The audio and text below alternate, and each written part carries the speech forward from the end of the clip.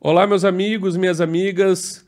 Um excelente dia a todos. Hoje temos aqui uma edição especial do nosso podcast, aqui em conjunto, a Bcrypto com o CVM do World Invest Week. Meu nome é Bernardo Sururu, eu sou o CEO da Bcrypto. E aqui vamos conversar hoje, começar primeiro aqui com o Portinho. Olá, Portinho, tudo bem, meu amigo? Tudo bem, pessoal. Aqui sou o Paulo Portinho, falando com vocês aqui. Eu estou aqui em nome da CVM, Comissão de Valores Imobiliários, né, como gerente da área de Educação e Inclusão Financeira.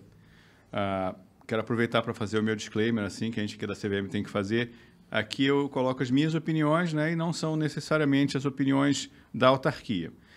Pessoal, a gente vai conversar hoje sobre o universo cripto, né, mas o mais básico de todos. Eu vou atuar aqui não como regulador ou como especialista de nada, os especialistas são nossos amigos aqui. Eu vou atuar como aquele cara que quer aprender bastante sobre a história de cripto. Esse nosso primeiro podcast quer resgatar os primórdios da criptomoeda. E eu não combinei nada com ninguém, não combinei nada com o Kurt, que a gente nem sabe o nome dele, esse é Kurt Courtney. Esse é o nome. Esse é o primeiro mistério da criptoeconomia. Será esclarecido em breve. E eu não quis dizer para ele quais as perguntas que eu ia fazer para deixar ele meio embarrassed aqui. Não, a minha dúvida é a seguinte, eu estudei um pouquinho sobre de onde veio, sei que o Bitcoin provavelmente foi a primeira coisa relevante que aconteceu em termos de criptoeconomia, né? Mas a minha dúvida é a seguinte, tinha alguma coisa antes, existia algum tipo de estudo feito em alguma agência americana, em alguma autarquia, para criar esse mundo de criptomoeda? Criptomoeda não, desculpa, criptoeconomia, que é coisa pra caramba, é tokenização de recebível, é criptomoeda, é NFT, uma coisa tão rica, né? Espetacular, esses contratos digitais e tudo. Existia, isso foi por acaso, quer dizer, o tal do Satoshi é tão genial assim que ele conseguiu criar algo que se basta em si mesmo, né? Que é o universo Bitcoin, blockchain, etc., e isso se transformou pelo menos um benchmark inicial para o resto todo, ou existia alguma outra pessoa, alguma outra autarquia, algum outro governo tentando criar isso antes? Foi por acaso mesmo ou já existia alguma coisa? Antes de começar, por favor, né, se apresente a todos nós, né, traga aqui uma apresentação. Esse é o que a gente não sabe importante. O nome. Boa tarde a todos, muito obrigado pela honra do convite, né, grandes amigos. E é sempre bom bater papo sobre assuntos exóticos. Então, antes de mais nada, um dos mistérios, meu nome é francês, então a pronúncia correta é Cournet, como vinho Chardonnay. Mas eu sou baiano, então a pronúncia mais comum é Courtinei, como a gente fala lá em casa, né, mainha, painho e companhia. Eu sou cientista-chefe da Avanade, que é um subsidiário do Grupo Accenture, e diretor de negócios e estratégia de negócios digitais, né? Então, a função é criar negócios digitais. Entre várias coisas, além de ser economista e apaixonado pela história do pensamento econômico, eu sou filósofo de tecnologia. Então, eu fui atrás da história porque eu sou criptógrafo desde os 14 anos. Lá se vão quase 40 anos nisso. E, ao contrário do que se pensa, o Bitcoin não foi o primeiro, hoje é o mais importante, mas tudo isso começou na Torá. Existe uma palavra hebraica chamada Atbesh, que significa criptografia. E as primeiras criptomoedas... Peraí. Estava na Bíblia? A criptografia é bíblica, inclusive a escrita hebraica... A criptoeconomia vem de muito antiga. A escrita hebraica é uma escrita criptográfica. Se você pegar as letras do alfabeto hebraico, elas são todas feitas em cima do heptagrama, do hexagrama, e as letras simbolizam, ou podem ser quase todas enquadradas na estrela de Davi. E são letras e números ao mesmo tempo. Então, o judeu aprende a ler e fazer conta instantaneamente. Mas, voltando a um passado mais recente, a gente tem uma série de coisas relacionadas ao professor doutor David Chaum, e em 1977 ele escreveu um paper emblemático dizendo assim, como fazer sistemas computacionais mutuamente suspeitos transacionarem de modo confiante. Esse era um paper. Isso que depois virou... 1977. Isso depois virou a tese dele de doutorado e eu recomendo todos lerem, a tese de 82. O mesmo David Chaum, pouca gente sabe, em 1989, criou uma plataforma chamada DigiCash. E muito menos gente sabe ainda que esse troço quase foi incorporado no Windows 95. Em 92, ou entre 84 e 95, existiram alguns movimentos punks, ou tecnopunks, que deram origem à filosofia das criptomoedas. Um movimento meio beatnik era um dos cyberpunks. Então, teve uma profusão de literatura de ficção científica entre 1970 e 1990, livros como John Mnemonic, e outros livros que tinham muito a ver com a cultura da digitalização absoluta. Pouca gente vai lembrar, mas tinha um filme da Disney chamado Tron, naquela época. Então, se sonhava com o mundo digital. Esse era um cyber. Tron é da moto? Do arcade. E, na mesma época, apareceu uma outra tribo chamada Cypherpunks, que eram os criptógrafos, a tribo da qual eu fazia parte. E agora, como o crime já prescreveu, eu posso falar que eu sou réu confesso. Nos anos 80, eu era menino pequeno na Bahia e ligação interurbana custava muito caro. Então, eu, o Steve Jobs e o Steve Wozniak, a gente usava um software chamado Blue Beep, que as centrais telefônicas eram todas analógicas, você tocava uma musiquinha lá e ela fazia ligação interurbana como se fosse ligação local. Eu tinha 15 anos, então não podia ser preso, e já prescreveu, posso confessar isso em público. Mas essa mesma tribo... No orelhão. Do orelhão. No orelhão. E essa mesma tribo se especializou em construir sistemas ou para quebrar a criptografia ou para fazer criptografia. Pessoal, orelhão era um negócio que a gente usava no passado. Se for explicar orelhão, você ficha, botava uma moeda. Era uma coisa literalmente que ficava Você fixa tinha que ir na banca, bolso. comprar uma ficha para inserir num telefone gigante. E as Que por pessoas isso ficavam na chamava fila orelhão. ouvindo o que você está falando. Era a primeira prova de privacidade zero, né? Exatamente. Transparente. E aí esse movimento tinha filmes heróicos, tipo Jogos de Guerra, que ensinavam os hackers que quebravam o sistema a fazer isso. Então o David Chaum fez isso em 89. No começo dos anos 90, a gente teve o começo da internet lá fora. E o Nick Szabo, ele também criou um princípio em 93, 94, dos contratos eletrônicos. Então essa coisa veio 93, 94. 93, 94. Porque contrato eletrônico é bem o cerne mesmo do que a gente está discutindo, né? Pelo menos na CVM, né? Exato. E isso veio andando com mais ou menos uns 80 pesquisadores e várias tentativas diferentes, até que em 2009, numa discussão que durou 5 anos num fórum de e-mail, o amado e sabe Deus quem, Satoshi Nakamoto, publicou uma ideia, um paper e um código. Um código foi um pouco depois. E esse código também, na época, ninguém prestou atenção. Vamos lá testar, fazer funcionar e tal. E 2 anos depois, isso sim virou o que a gente conheceu como criptoeconomia. Porque, ao contrário do que se pensa, a moeda em si não servia para nada. E aí se criou uma exchange no Japão, chamada MTGOX, onde você trocava dólar por essa criptomoeda. E se criou um marketplace, onde você comprava e vendia coisas.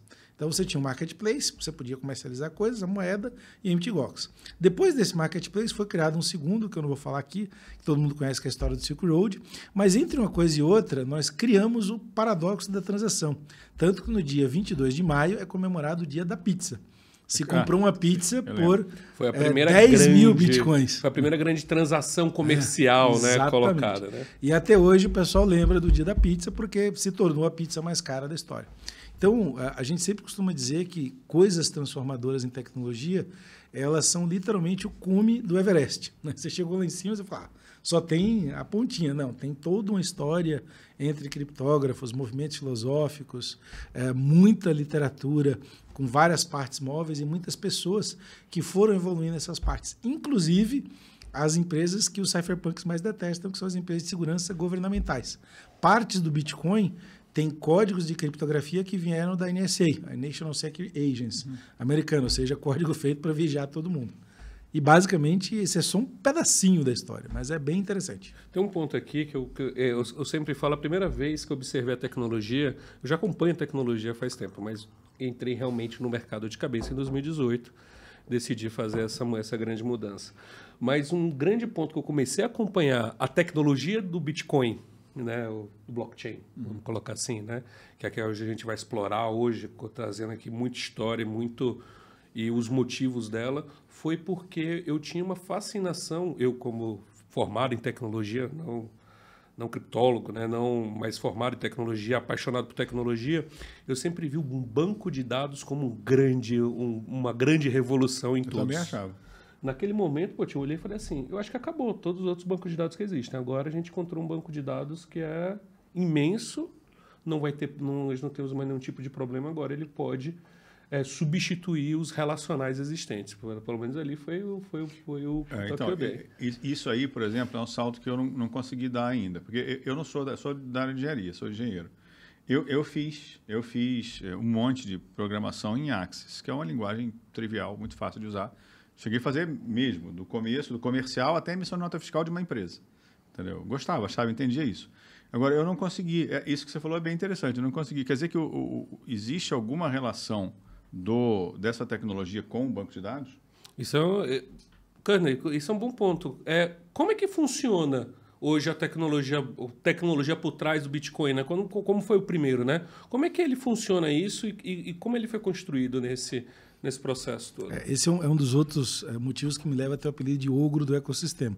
Eu devo ser o cara mais chato que eu conheço em relação a isso, porque eu sempre falo, não existe ainda uma tecnologia chamada blockchain. Blockchain é uma das partes, num composto de coisas, que tem 78 partes móveis, né? E tem um professor chamado Paulo Tasca, ele fez um paper bastante interessante chamado The Tree of Blockchain. E ele explica cada uma dessas 78 partes. Uma delas, por um acaso, é uma patente de um cientista da IBM chamado Horst Feistel, de 70 e alguma coisa, 73, 71, onde ele explica que the chain of blocks, double linked and encrypted, can be a traceable log. Ou seja, é uma fita de log. Sim. É uma coisa que serve para você guardar tudo o que aconteceu de registro de uma maneira indelével. Esse é o blockchain. Ao redor disso, se você pegar um servidor de Bitcoin, ele usa uma tecnologia de banco de dados relacional igual a do Google. Então, repete isso aí. Como é que é? Quem que usa essa tecnologia? Qual bloco? O Chain of Blocks, que também está nos e-mails depois da construção do blockchain, tem uma outra coisa. Mas ele depois. é um desses 78 que você falou. É um desses 78. O blockchain, se a gente pegar uma metáfora de mercado financeiro, se a gente pegar os tickets que saíam na Bolsa em 1930, que saiu aquela maquininha que cuspia uma notinha, que tinha todas as transações. Acho que até 70, viu? Eu não lembro dessa época. Mas, anyway, aquele ticket é um blockchain. É uma trilha infinita de tudo o que aconteceu, de todas as transações que ficaram indelevelmente registradas na rede Bitcoin. Tem uma confusão muito engraçada, que a gente tem um ativo que chama Bitcoin, Sim, um software que chama Bitcoin, que está escrito lá no GitHub, e uma rede que chama Bitcoin. E a gente fala das três coisas intercambiando uma com a outra, e isso dá uma confusão danada. Mas falando da rede funcionando, é como se o software do Bitcoin fosse um corpo inerte e a rede do Bitcoin fosse o corpo com alma. Você vai lá que nem um Frankenstein, liga, aparece uma alma lá dentro e ele começa a funcionar. Com o mesmo código do Bitcoin, apareceram 800 moedas diferentes. Então, várias se baseiam nesse tem código. umas que não são, né? Até é bom que a gente vai falar de vários tipos de moeda aqui. A gente vai falar de gerações. Aquela outra Ethereum, né? Ethereum é a mais famosa. Não é base blockchain. Não, ela tem partes que foram herdadas inicialmente do Bitcoin. Já evoluiu bastante. Depois eu vou explicar a diferença de filosofias entre o Bitcoin e a fundação Ethereum. A Ethereum, o software, a plataforma, tem uma fundação por trás. Foi feito um crowdfunding para essa plataforma em 2014, 2013, eu não lembro mais. E eles têm uma comunidade de desenvolvedores que já deve chegar a seus 10 milhões de voluntários no mundo. Então, ela é um ser vivo que tem muita gente trabalhando para que ela exista.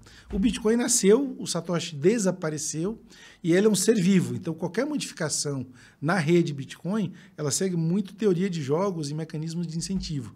Então, não são modificações muito simples. Toda vez que você tem que fazer uma modificação muito grande no Bitcoin, tem quase que uma guerra civil no funcionamento da rede. Eu vi que teve uma época que eles iam dividir o Bitcoin, etc. Teve eles já dividiram várias vezes, mas teve uma época que ficou conhecida como o Acordo de Nova York. E por um acaso eu estava em Nova York nessa época. Cheio de marcos históricos. Cheio de marcos históricos. A gente está falando eu falei, eu sou historiador. Acordo de Nova York. E eles queriam aumentar o tamanho do bloco, que é uma coisa técnica, mas que ia dar mais dinheiro para os validadores, ou os mineradores. Sim. E aí os puristas falaram que nem ferrando, e os mineradores queriam aumentar, e nasceu ali um troço chamado Bitcoin Cash, que era uma dissidência tipo Igreja Católica e Igreja Anglicana, e o Bitcoin Cash nasceu com blocos maiores, e o Bitcoin tradicional continuou seguindo a vida dele. E ele tá, mas, sim, aproveitando, pessoal, isso aqui é realmente uma enciclopédia. Né? Pede umas 4 horas. É verdade. Esse é o primeiro podcast que nós vamos fazer por 5 horas de duração. Esse primeiro a gente vai tentar tratar das coisas mais simples. É difícil. Depois a gente fala um pouco do funcionamento. Mas a minha questão é assim, tudo isso está envolvido criptografia? Sim. A base do funcionamento de qualquer rede, e vamos usar blockchain porque é o nome que está, digamos assim, imortalizado, ela tem 4 componentes muito profundos e, apesar de ter várias partes, são sempre os mesmos 4 componentes. Criptografia, em várias formas, né, e tem vários desmembramentos disso. Teoria dos jogos, né, para quem não lembra do filme do John Nash, nós estamos falando de incentivos. Então, o Bitcoin ele é uma tecnologia falha. Ele só não é explorado nessas falhas porque existe uma série de interesses. Interesse para que não se corrompa a rede, porque tem muito dinheiro envolvido, e interesse para que a rede se mantenha coesa. Tá? Além dessas duas coisas, você tem a ciência da computação, onde a gente fala de bancos de dados distribuídos, como que eu construo uma rede que faz broadcast do que ela quer fazer, como que eu faço uma rede onde qualquer um pode entrar, mas ao mesmo tempo esse qualquer um é validado.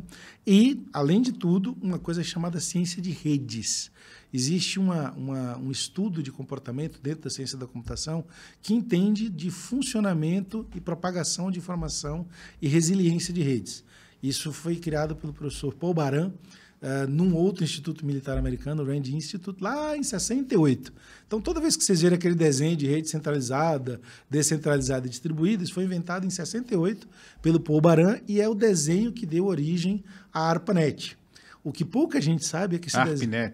ARPANET, a tataravó da internet. Eu já ouvi falar disso. O que pouca gente sabe é que esse desenho do Paul Baran era roubado de uma rede russa que funcionava em 1952.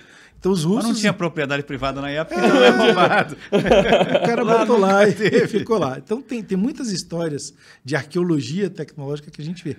Mas redes, incentivos, ciência da computação e criptografia, esses 4 grandes blocos juntam a tecnologia que dá um blockchain. Aqui, pô, tinha uma coisa que eu sempre puxo, acho que trazendo aqui, eu acho que a gente abordou bem aqui a história, né? Abordou bem a história, a dissidência, né? A questão do... Depois a gente explicar, puxar um pouco mais para hard fork, né? Enfim, para todos os tipos de atualização. Quando a gente está falando de criptografia aqui, normalmente criptografia, a gente tem popularmente falando, a gente tem uma conotação muitas vezes negativa.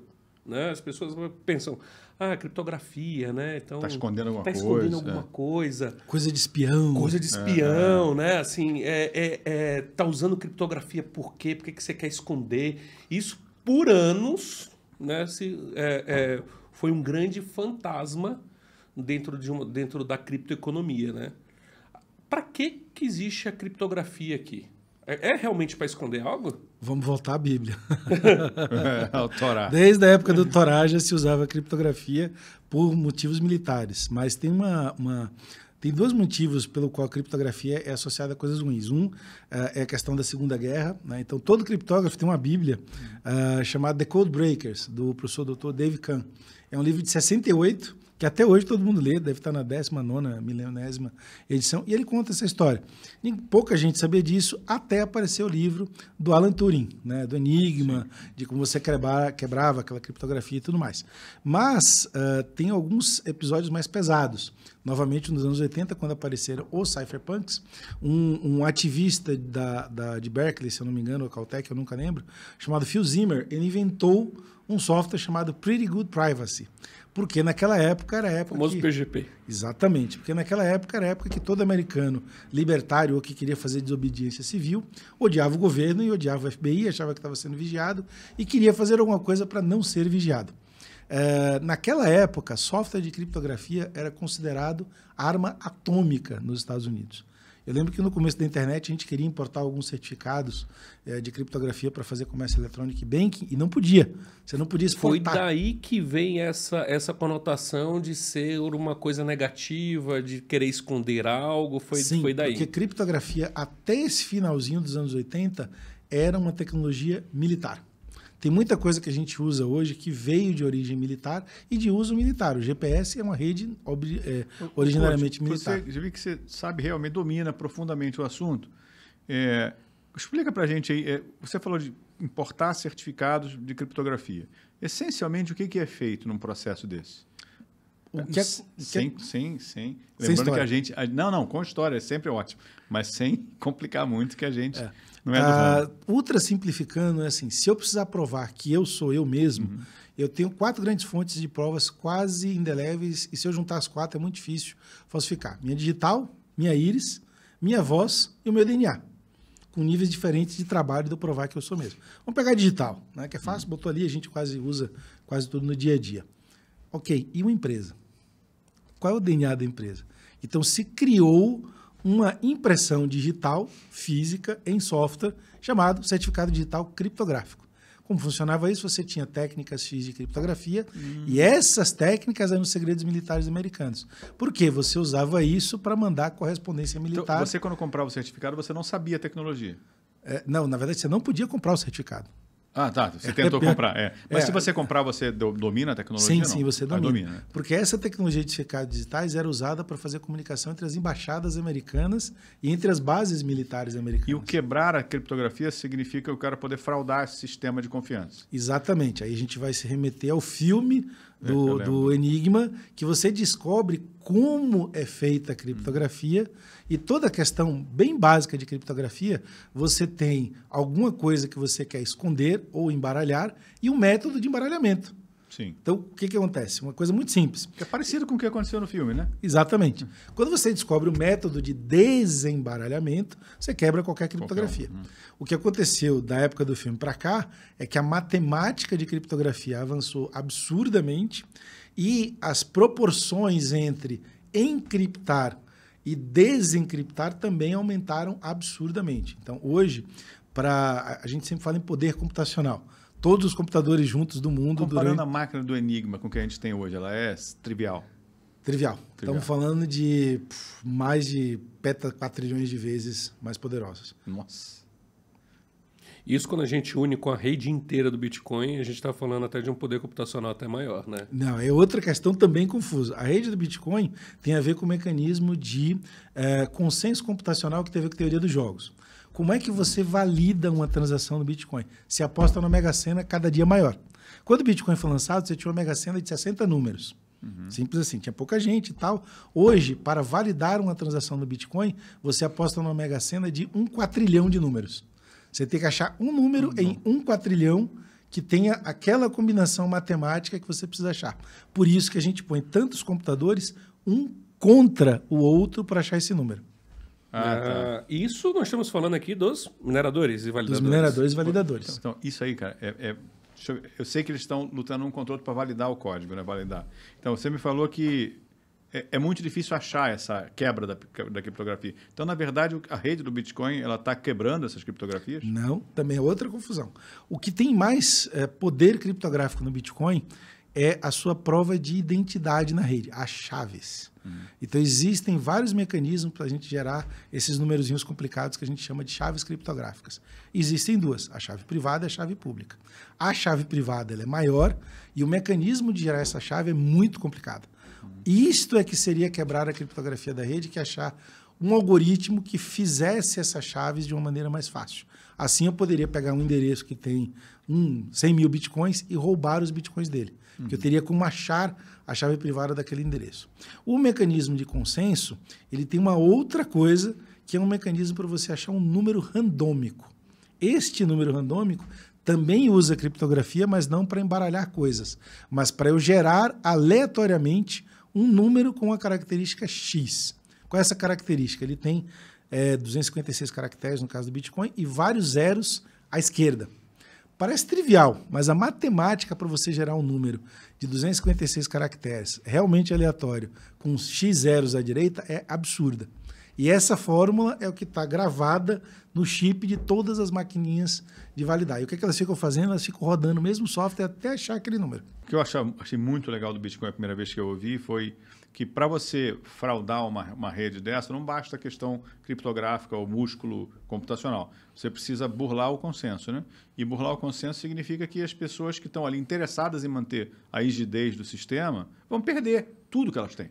Então, eu acho que isso é uma coisa que realmente dá uma segurança muito grande. O total de desinteresse, em tese, do volume grande de pessoas para fraudar isso. Eu imagino que seja, não sei se estou falando besteira, mas...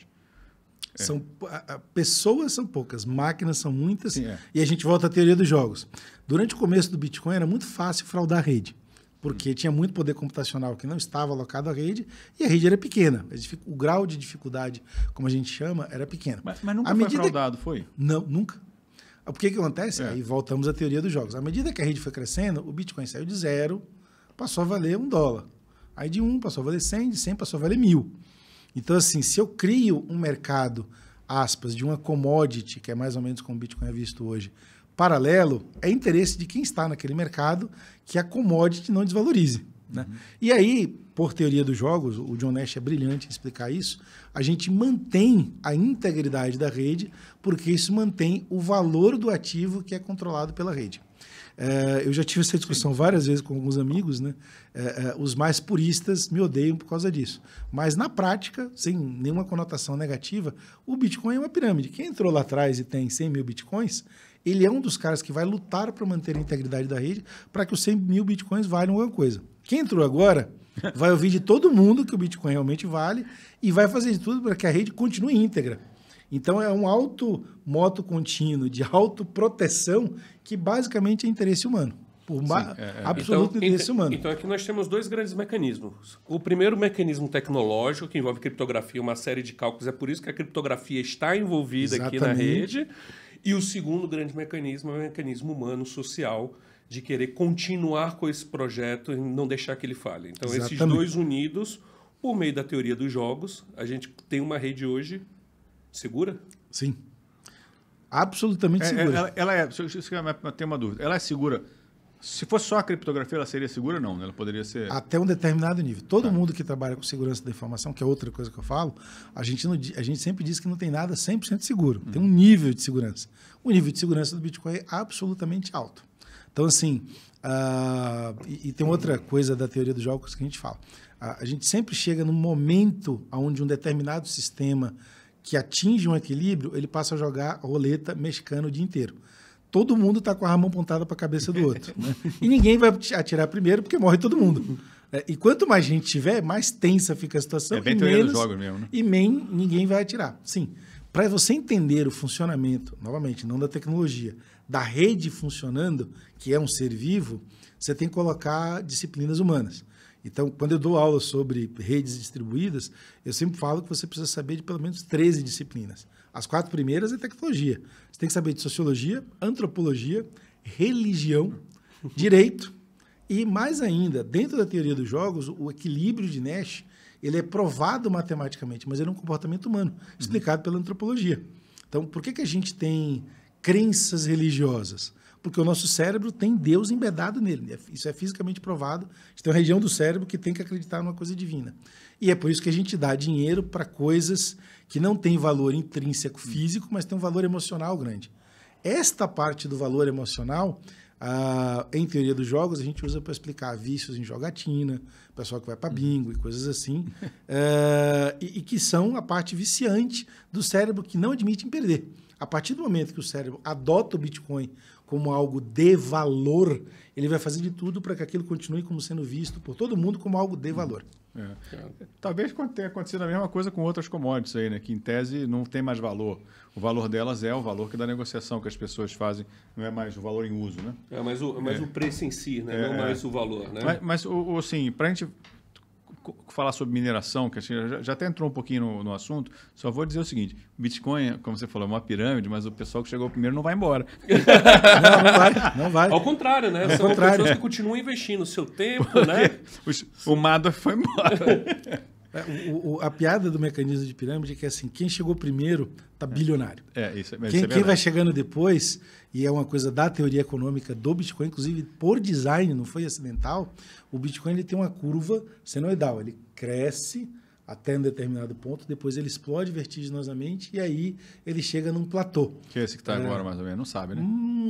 Não vamos falar de preço. Sabemos. Não podemos falar de preço. Eu tenho as minhas teorias, mas eu sempre costumo dizer, eu não sei, são só teorias.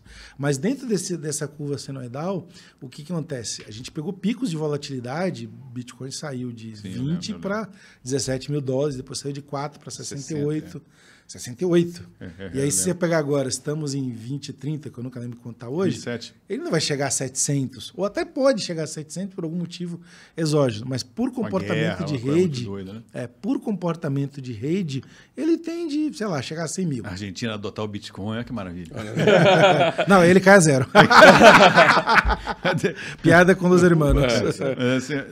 Só para a gente falar de mineração, você falou bastante coisa de mineração, que é a questão da validação. Isso. Para as pessoas entenderem, assim, É um monte de gente que oferece... sempre pensei o seguinte, é um monte de gente que oferece capacidade computacional para resolver determinados enigmas. Mas na prática, o que é? Quantas pessoas são? Como é que isso está concentrado? O que uma pessoa precisa? Uma pessoa em casa é minerador?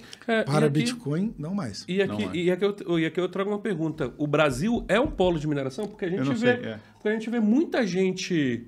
No Chile, não tem negócio Muita gente publicando, estou ganhando dinheiro com mineração aqui no Brasil. O Brasil é um polo minerador também? Eu acho que essa é uma Para Bitcoin já foi, não mais, porque a questão econômica pesa muito. Primeiro, validar Bitcoins, e eu gosto muito do termo validar e não minerar, é uma atividade econômica de capital intensivo, como energia elétrica, como produção de energia limpa, eólica, hidrogênio, o que seja. Montar uma validadora hoje exige energia, e eu não vou me recordar o número, mas eu acho que era 10 centavos de dólar ou 5 centavos de dólar. Era um número baixo por megawatt. Segundo, você tem que ter uma quantidade de equipamentos de validação absurda. Equipamento de validação é computador? É um computador específico, é uma calculadora metida besta, que é uma caixinha que tem um chip. Quem produz isso? Chinês? Chineses. Tem outra história engraçada. O design mestre, reza a lenda, que é um brasileiro que tinha um primo em Israel, que tinha um amigo na China. Então o brasileiro na fez Bolívia, o desenho. Que levava os negócios para ele lá. Não, ele tinha esse primo em Israel. Um minuto só. Ele fez o desenho do chip aqui, o primo Israel fez o protótipo e um chinês fabricou, que era o Jihan Dessa Hu. máquina? Dessa máquina, era o Jihan Hu, que era dono da Antmine, e a Antmine tinha umas máquinas que era Z alguma coisa, e a mais famosa chegou a ser Z9, e é uma calculadora, uma máquina com vários processadores, cuja única finalidade é se conectar a uma rede e gerar esse número de validação do Bitcoin. Só que uma máquina dessa com não sei quantos chips, Quanto custa uma máquina dessa? Chegou a custar $4 mil. Uma máquina. Uma máquina. E quando você ia nas grandes operações de validação de Bitcoin da época de 2016, 2017 da China, você tinha milhões dessas. Então aquela história da pessoa minerar no seu computador de casa do celular, isso é história. Só 2013, 2012, 2014. Ou seja, isso hoje não é nada praticável. Não. Em casa, você usou placas de GPU, placas de games, para validar outras criptomoedas. O pessoal não usava PlayStation, essas coisas? Tudo que tivesse uma placa gráfica poderosa, você usava para validar Ethereum, Solana, outras redes que tinham validações, como a gente chama, abertas, porque a máquina do Bitcoin ela foi construída com uma tecnologia de hardware chamada ASIC. O ASIC é um chip que só faz aquilo. É uma calculadora com um único processamento e especializado para aquilo. Aí você encadeia os chips, bota a rede de um lado e ela cospe o dado que ela foi produzido do outro. As outras redes você pode usar placas gerais ou computadores gerais. Então vocês veem muito o que a gente chamava os rigs, que é uma coisinha de metal com várias placas gráficas da NVIDIA de preferência e um computadorzinho, um notebook. E as placas gráficas é que geravam aleatoriamente esses números randômicos que você precisa para lacrar uma transação e validar. Durante algum tempo existiam operações de validação no Paraguai, porque a energia era barata. Paraguai e Uruguai, eu nunca lembro, mas era ali do lado de Itaipu. Deve ser Paraguai. E aí, dentro desses mecanismos, você tinha uma parte que tentava validar bitcoins e outra parte que validava outras moedas. Existe um outro mecanismo que são pools de mineração. O sujeito tem um servidor grande e ele concentra várias dessas máquinas em vários lugares do mundo numa única rede, dependendo do tempo e da concentração de transações na rede, se é viável ou não. Então, você podia ter uma instalação aqui no Brasil e participar de um pool global, por exemplo. Você emprestava esse seu poder a esse pool. Em determinados preços de Bitcoin, isso dava dinheiro ou não. Eu lembro que o pessoal investia muito na época que o Bitcoin estava $60 mil, todo mundo comprando máquina e tal. Deve ter bombado a China de vender máquina naquela época, né? E assim, mineração é exclusivo de Bitcoin? Não. Todas as grandes redes de blockchain aberta usam processo de mineração e validação. Rede de blockchain aberta. E quem não usa blockchain? Todo mundo usa? Todas as redes abertas usam. Blockchain... Existe alguma outra moeda que não usa blockchain? Existe. O JP Morgan tem uma moeda proprietária que não usa blockchain. Toda moeda digital, ela não precisa de um blockchain. Basta ela estar numa rede fechada, permissionada. A nossa que o Banco Central vai lançar, você sabe se é blockchain? É um blockchain chamado Besu e é uma rede fechada. Ele não tem validação. O único validador, até agora, no piloto, né, é o próprio Banco Central. Quando eles terminarem essa fase de teste de piloto, eles vão decidir qual será a arquitetura. Acho que é interessante isso, né? Porque quando você fala centralizado, você está na mesma coisa que a gente tem hoje. O Banco Central garantindo os títulos, entendeu? Garantindo o dinheiro e tal. Quando você fala descentralizado, é a força da comunidade mantendo a validação daquilo. É a teoria dos jogos misturada com tecnologia associada a toda a dinâmica social que gera essa economia, a criptoeconomia. Exatamente. E você tem uma ideia assim, do que surgiu nessa balada aí que desapareceu, de moeda que as pessoas entraram? Não estou falando de fraude, não. Estou falando de moeda que existiu mesmo. Dogecoin existe ainda, né? Que tinha um projeto interessante, mas que por algum motivo ele perdeu força. A gente chegou a ouvir falar, poxa, esse negócio vai dar certo e deu errado. Tem alguma? Você tem? Nossa, tem um monte. Na época do boom de 2017, que foi o boom dos crowdfunding de plataformas, apareceram quase 70 mil projetos. ICOs, né? 70 mil projetos. Dos 70 mil, eu diria que relevantes hoje, nós temos uns 400. Isso significa que o pessoal captou, né?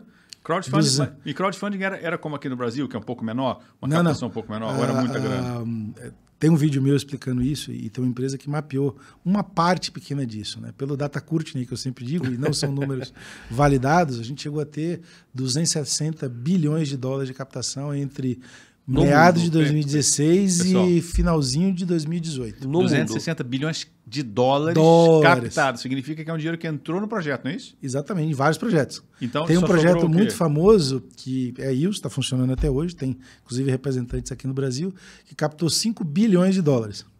E não teve nenhum problema com a SEC, acho que teve alguma rusga que a SEC deu uma multa neles de 30 milhões. Gente. Com um pedaço de papel. Mas isso que eu ia te perguntar, ele capta esses 5 bilhões de dólares para fazer o quê? Ele não é para comprar máquina, essas coisas. Não, no caso do IOS, e isso está bem declarado nos prospectos, vamos desenvolver uma nova rede blockchain. Eles desenvolveram a rede, foi criada uma fundação, a fundação desenvolveu a rede e entregou o software open source para a comunidade. Esse crowdfunding foi para desenvolver o software. Então tá, ele não tinha um objetivo de lucro, é isso? Ou eles chegaram a vender? Não venderam essa rede? Esta é um debate para um outro podcast que eu farei com a presença dos meus advogados, porque esse é o debate da SEC hoje. O que é security, o que é valor imobiliário nessas operações de crowdfunding e o que não é. Não, porque você colocou, os caras levantaram muito dinheiro e fizeram um trabalho que deve ter sido bom, porque está existindo até hoje, funcional. E aparentemente eles não venderam. Mas você está querendo dizer que existe uma outra forma de comercializar isso? A partir dessa moeda? As pessoas que mais conhecem? Essa é a diferença entre os projetos do Bitcoin, e que basicamente tem um comportamento religioso muito forte, e todos os outros. O Bitcoin ele não fez crowdfunding. Sim. Algumas pessoas escreveram o código, se juntaram, abriram o código e começou a transacionar. Algumas pessoas do início desse movimento têm uma quantidade estupidamente grande de bitcoins. Tem gente com 500 mil bitcoins, 1 milhão de bitcoins em alguma wallet e tal. Mas, primeiro, você não sabe quem são. E, segundo, eles não fizeram nenhuma propaganda ostensiva. Na minha opinião pessoal, isso não tem nada a ver com a Accenture nem com nenhuma empresa que eu tenha alguma relação. E eu já falei isso para o professor Gensler. As operações do Ethereum para frente são valores imobiliários, porque elas foram feitas crowdfunding. Você pega o prospect do Ethereum, eu estou fazendo isso, e aí tem um pequeno detalhe nesse crowdfunding, que é o que a gente chama de pre-mining. Você imprimiu alguns tokens e ficou com ele. A Fundação Ethereum imprimiu 60 milhões de Ethereums, distribuiu para algumas pessoas, que são os fundadores, né, do Ethereum, e falou, cara, fica com esses tokens. X anos depois, isso era 2014, 2017, cada um desses tokens valia $2 mil. E a Fundação Ethereum se transformou numa fundação bilionária por ter esse dinheiro. Até agora, ninguém falou que isso é valor imobiliário. Já tem várias declarações, inclusive do Gensler, dizendo que não é. Na minha opinião de leigo, e como eu sempre brinco, de absolutamente estúpido jurídico, que não é minha praia, parece. Né? Mas, assim, essa ideia do libertarianismo, etc., foi até um determinado ponto, né? E novamente, você sempre vai ouvir falar no mundo cripto entre os religiosos do Bitcoin. Não, só o Bitcoin é verdadeiro, só o Bitcoin é cripto, só o Bitcoin é libertário, todo o resto é shitcoin, como eles falam. Justamente por causa dessas operações de crowdfunding. Uma boa parte, e aí voltando à Fundação Ethereum, tem um quê de realmente muito romântico. Eu conheço várias pessoas da fundação e eu posso dizer com certeza muitos deles são românticos e ingênuos, do tipo, realmente vamos transformar o mundo, realmente vamos fazer uma economia muito mais justa, vamos fazer inclusão bancária. Eles acreditam piamente nisso. Eu já vi pessoas da fundação que tinham milhões de dólares, doarem milhões de dólares para alguma causa. Então, em 2017, existe um grande evento de Ethereum chamado DevCon. A gente estava no evento, um dos membros da fundação era catalão, e foi na época que deu a crise da Catalunha. Eu vi pessoas doarem $400 700 milhões de dólares para alguma coisa na Catalunha, se sentarem no evento e passarem um mês produzindo uma estrutura de cidadania para a Catalunha totalmente baseada no Ethereum, com identidade, o sistema cartorial, etc. Então, eles têm esse fundo muito forte de uma cidadania digital, né? Isso não é bullshitagem. Sim. Mas, em 2017, a gente estava em Nova York. A questão política, né? Não, a gente estava em Nova York, teve os ICOs. Em 2018, tinham 18 Lamborghinis ao redor do hotel onde a gente estava fazendo evento cripto. Então, ali já era realmente pessoal de especulação e vamos ganhar dinheiro.